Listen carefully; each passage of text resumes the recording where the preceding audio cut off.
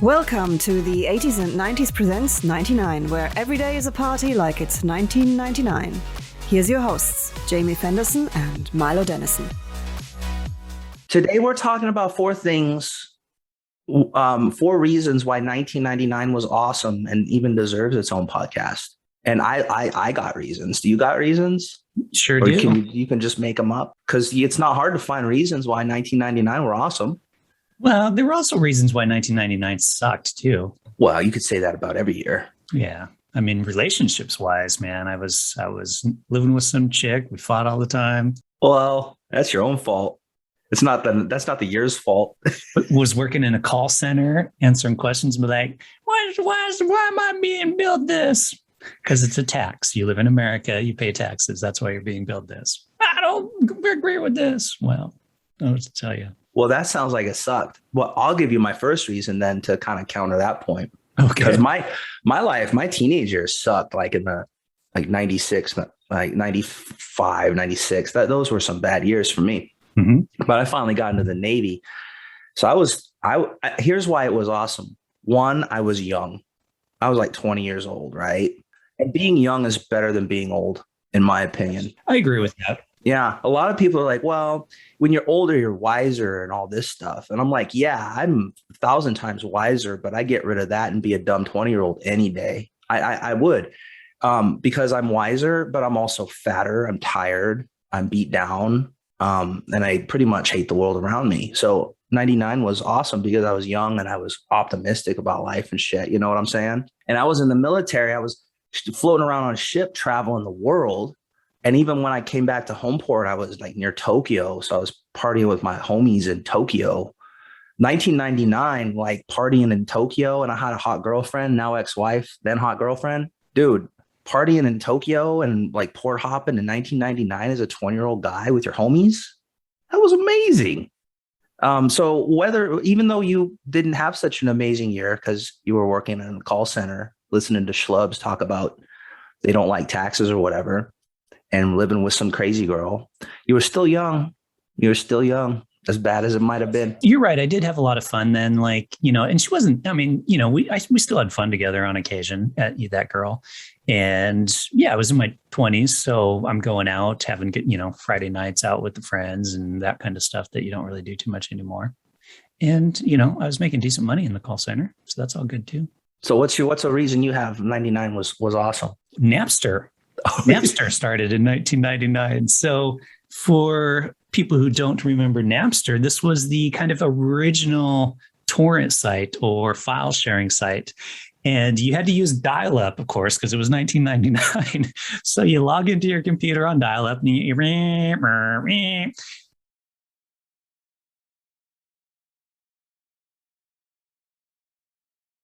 go to Napster and you're like, okay, is there a copy of the Eagles Hotel California on here? Yes, there is. Sweet. Download. And 6 hours later, you'd have a copy of that song.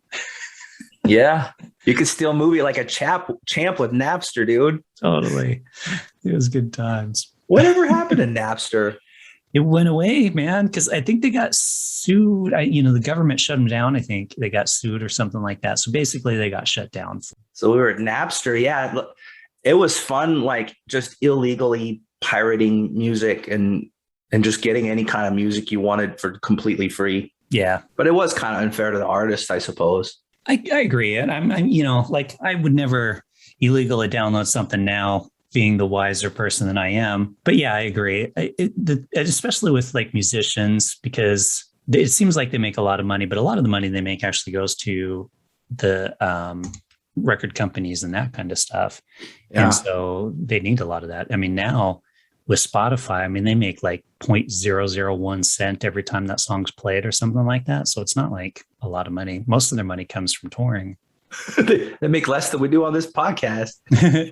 Hell yeah. Yeah.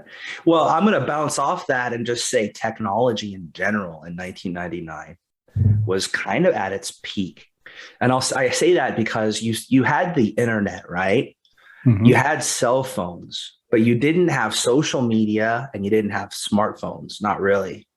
So I think that was the peak of technology where you could have a phone in your pocket and make phone calls, maybe play a little Snake, but that was it.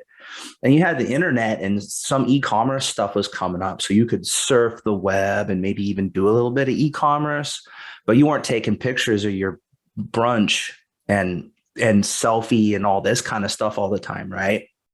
Social media hadn't really kicked in, which I think social media sucks. And the whole narcissistic culture that we have sucks. We thought in 99, like the internet was going to be the great equalizer and people would have equal access to information and all this stuff. And I think it just, what we found out disappointingly is it made people dumber. They're just shouting into their own echo chambers with social media and stuff. And their heads are hunched over on their phones. And it's pretty awful. It's pretty dystopian, but it wasn't at that time. At that time, I think technology was at its peak. And if I could say, hey, what year should we have, like where we had the perfect balance of technology, it would be 1999. Yeah, you make a valid argument because we didn't have social media like we do now. And people thought the internet was going to make us smarter. It was going to give us more information. But the reality is it shares so much misinformation that it's making people dumber. And then you added social media and that kind of stuff. So yeah, I mean, I remember dialing up on the internet back then and being like, oh, this is cool. This is cool. But I didn't spend all my time in front of the computer either. You know, like people do now, or all the time on their phones. You'd occasionally jump on there, send a few emails and stuff like that. That's pretty much all I used the internet for back then. Occasionally going to a website, and that was pretty much it. It was cool. It was a good time for the internet. And phones, yeah, I had a mobile phone. It was the old school Ericsson phone that literally could just place and receive calls. That's all you needed it for, and it was fucking fantastic for that. Yeah, so that's I think.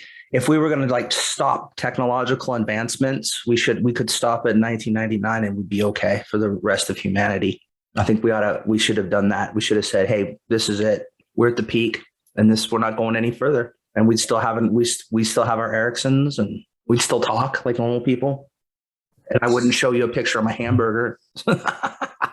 Hey, man, if that hamburger looks delicious, though, then I'll be like, hey, I want to go get that hamburger. Like and subscribe. Follow me and I'll share more pictures of my hamburger. Yeah, like and follow and subscribe. Yummy. Smash that like button.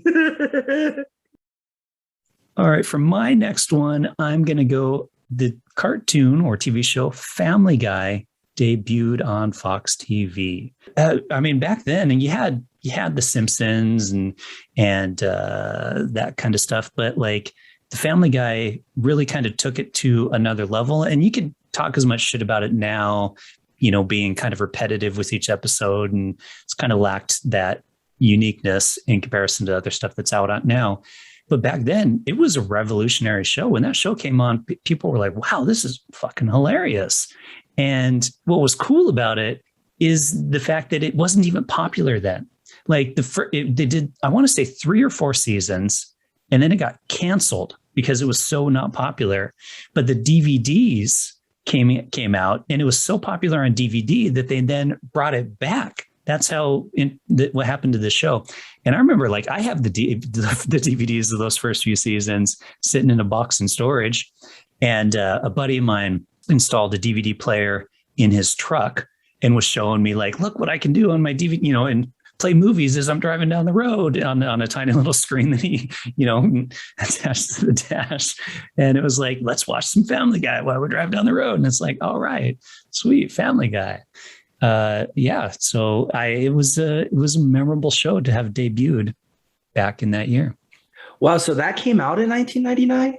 Debuted in 1999. In my head, in my mind, it seems newer. Like, I didn't know it was a 99. Wow. Okay. So that show is older than I thought. Yeah. January 31st, 1999. Wow. Yeah. I didn't know that. I thought it was a naughty, like in the naughties. Is that what they call the 2000s now? Naughties? Is it? Naughties. Yeah. Oh, I didn't know that. Don't you know that? No. It's called the naughties or the knots, the 2000s. Now you know. See, I know what's up. I know what's going on, bro. Yeah, I didn't know. Yeah, and that's the show. That's Seth MacFarlane. That's the show that said, "Hey, Simpsons, you did good by being controversial and stuff, but check this out. It's a whole new level of controversial adult cartooning right here." Yeah, it took The Simpsons to the next level. Absolutely. And Seth MacFarlane's fucking brilliant. I mean, the Yeah, he's movies, pretty. the music, across the board, he's such a multi-talented person. I think he just creates. I don't think he has a choice. Like he probably dreams about creating things. Yeah, you're Yeah, right. that's a good choice. Bouncing off that, my next choice is I think 1999 was the single best year in film since that medium was invented. I will say that. I will say that.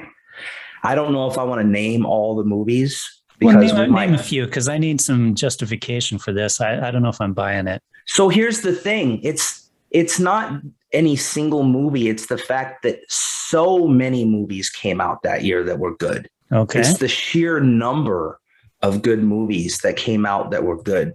You know what I mean? Every year has good movies, but I don't think there was any year that came out where there were just so many. Two of my three favorite movies in the entire universe came out that year: Fight Club and Office Space. True. You had The Green Mile, you had The Matrix. You just had so many movies came out that year. It was just a great year to be a movie buff. If you like film, it's like every week they had a new movie coming out at the theater. That was awesome. Every week they did. So I invite you to look at the number of good movies. Like American Beauty came out that year. That's another good one.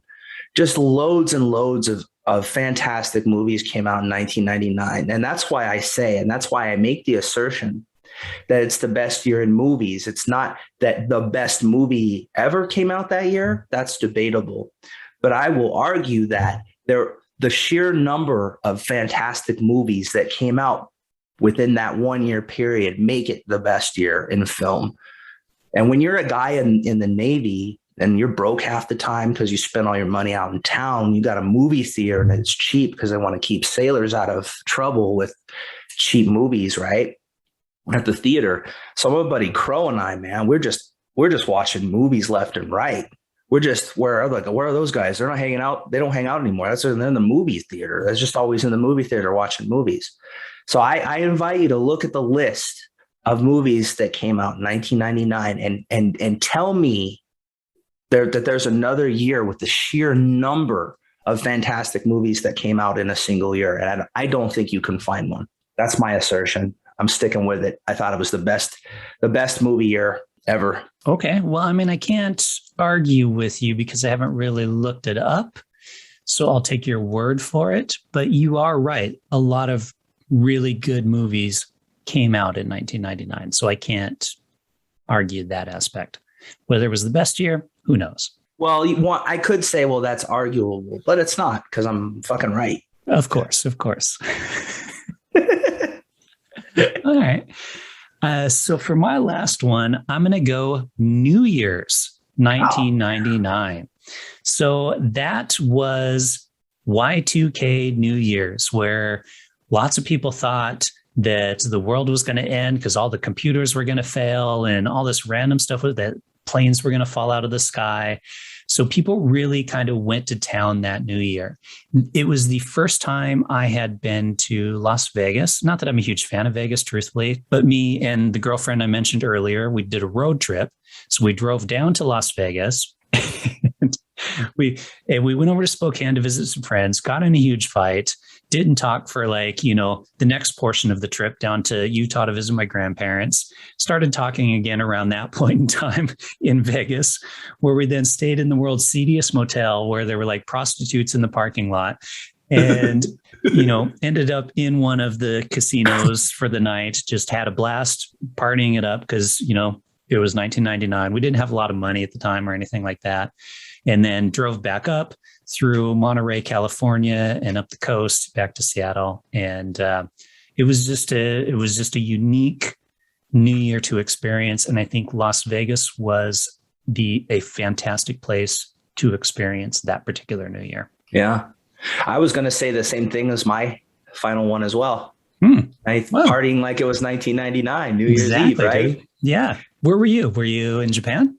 Yeah, I was in Japan, and every year in December we go to Hong Kong, and you can get, I don't know about now, what's going on now, but back then you could get some nice tailor-made suits in Hong Kong for a great price. So me and the buddies, we all got fitted and picked our cloth and got some sweet suits. And we're young, so we look good, right? If I wear it now, it's like, oh, that guy's a banker. He's probably going to have a heart attack soon, something like that. But back then you're slick, right? And so we were looking good. And I had my then girlfriend, she was like a hot girl, right? And so we all went out in our suits, and she's all dressed up like all sexy like. And we were like club hopping in Roppongi, which is like a party district in Tokyo. So we're like club hopping, getting all this attention, just dancing around, drinking too much. And then I don't know where we ended up for the countdown, probably one of the bars. And then I got my smoochies from my hot chick and all this. And some of the guys there, they just found some Japanese girls to kiss. And then, then we continued partying until we finally had to go back to the base. And so we're just kind of at the train station in our suits, but we're kind of scraggly looking because we've been partying all night. And we got our vending machine coffee and stuff, sitting at the train station after a good night. And we're like, yeah, that was good. Yeah. I don't do that anymore, man. New Year's comes around nowadays and I'm already asleep. I'm like, oh, well, it's New Year's. Oh, who cares? I don't give a shit. Yeah, that was a good time though, man. That was good memories. All right. Well, that is 4 things that make 1999 the greatest year. And we're out of here like 1999 because it's gone, dude. That was like 20 years ago or 22 years ago, something crazy. You know what's funny, Milo, is now when you hear that Prince song it's Prince and he's singing about like, oh, we're gonna party like it's 1999, but he's thinking about the future. And now when I hear that song, I think about the past, like, oh, I wish I could party like it's 1999. And we're thinking like over 20 years in the past. Yeah. Like, I wish I still could party like it's 1999. I wish I was thinking 99 was the future, like Prince did when he sang that song. Because now when I hear it, I think about the past. Oh, so sad.